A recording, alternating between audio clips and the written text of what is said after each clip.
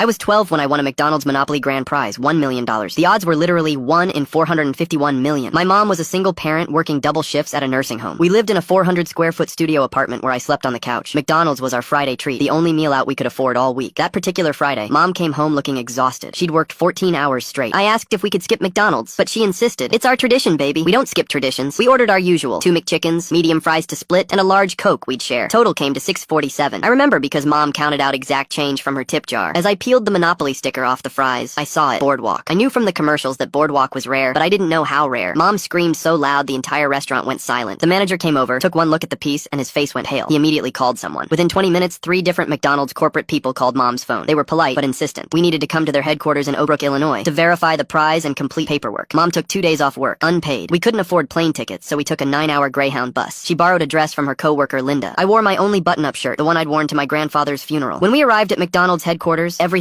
felt wrong. They didn't take us to a conference room. They didn't have cameras or a giant check. Instead, a lawyer in a gray suit sat us down in a small office. He smiled, but it wasn't a real smile. "Congratulations on your incredible luck," he said, sliding a folder across the table. "However, we've discovered a printing error with this year's Monopoly game." My mom's expression didn't change. "What kind of error?" He explained that due to a manufacturing defect, 67 people had received identical Boardwalk pieces. McDonald's was deeply sorry for the confusion. To resolve this quickly and fairly, they were offering each winner $21,000, a very generous settlement. I watched my mom's jaw tighten. She'd been counting on that million. She'd already called her landlord to say we'd finally be moving out. She'd promised me my own bedroom. "Can I see the documentation for this printing error?" Mom asked quietly. The lawyer shifted. "That's proprietary manufacturing information. So you're telling me there's an error, but you can't show me proof? We're offering you $21,000, ma'am. That's more than you make in a year." The room went cold. Mom stood up slowly. "We're done here." The lawyer's fake smile vanished. "If you refuse this offer and pursue legal action, you'll get nothing. We have an entire legal team. You can't afford a lawyer?" Mom picked up her purse. "Watch me." We took the Greyhound back home. Mom cried the entire 9 hours. Not because she was scared, because she was furious. The next week, she called every lawyer in our county. 43 said no. The 44th, a guy named Dennis who worked...